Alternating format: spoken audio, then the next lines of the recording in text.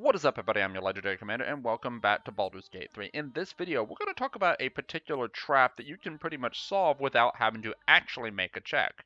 Now, while I say that, it's not entirely true because you do have to make a perception check to see these traps. They are considered hidden traps, but these particular traps, once found, can be disarmed without making a disarming check. You won't accidentally trigger them. You don't have to waste your disarm tools on them. This trap is also probably the most common trap in Baldur's Gate. There might be another one that kind of holds either second place or trades off with it, but I'm pretty sure this is the most common one I've seen, and it's the vent trap. The vent trap tends to either expel a gas or in some cases emit like a grease that it consistently emits it once it starts, and when it does this, it's normally followed by a lot of fire and explosions. Now, as you can see, we've come across one of these traps. It's a circular vent with holes in the center, essentially, or near the center. Essentially, these traps will emit the grease or the gas. This one is going to do grease rather than gas. And then fire is going to shoot out of the walls and start detonating everything. So in order to stop this trap, the easiest way to do it without any check is to cover it with something. If you have spare crates on you, these are the best bet. You take the crate and you put it over the vent, and it will stop the grease from coming out of that vent, which means with a certain area around the vent, grease will not pop out. The bad thing about these traps is you need to be able to locate all of them. If you know where they are despite not being able to see them, you probably can still cover them and prevent this trap from still activating.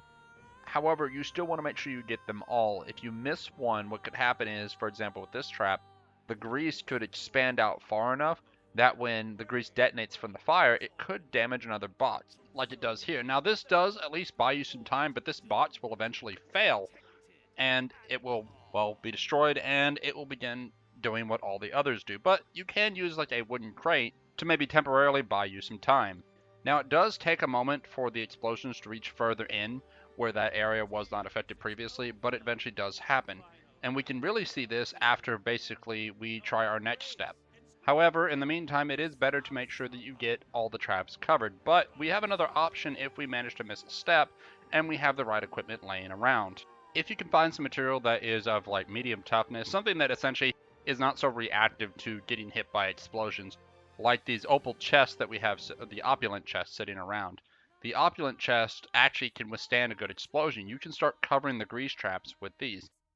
It doesn't seem to care if there's a gap underneath the chest. It considers the box still a box. It's just this box is a tougher box. And you can take this box, and as we're going to see here, I'm going to cover it after I get it close enough, and we're going to just cover the trap, and it will no longer detonate. You'll see it does try to burn for a minute, but it doesn't seem to affect it, and then all of a sudden, the fire burns out around it, just like we need it to do, and all of a sudden there are no explosions around there. We can see this even more as we watch the rest of the room will start to detonate, but first we're going to run back and get another chest, and we're going to work our way into the next set. Now here I use turn-based mode for my own safety with all the firebolts flying around and the explosions. There's an option to go ahead and do it this way. So we're going to take the chest and we're going to push it in there now that I have the movement and the ability to do this.